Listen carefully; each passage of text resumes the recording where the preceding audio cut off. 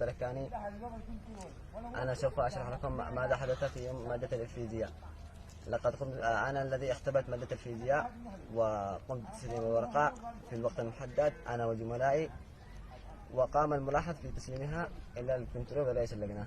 ونحن خارجين إلى ساحة المدرسة قمنا بالخروج في الساحة، وقام رئيس اللجنة يناديني تعال، رحت لعنده. ايش حصل؟ قال لي لقد مزقت ورقتك، وهذه ورقة جديدة وانقل من الورقة الممزقة. وقمت بالنقل من الورقة الممزقة أمام رئيس لجنة الامتحان الأستاذ عبد الرحمن، وأمام الملاحظين والمساعدين. وبعد ذلك قال تمام، ونتفاجأ عند خروج النتيجة العامة أنني محروم. وأناشد الأستاذ عبد الواسع شداد مدير مكتب التربية والتعليم في المحافظة ومعالي الوزير في المحافظات المحررة أن يديروا ويعالجوا قضيتي ماذا حصل في مادة الفيزياء.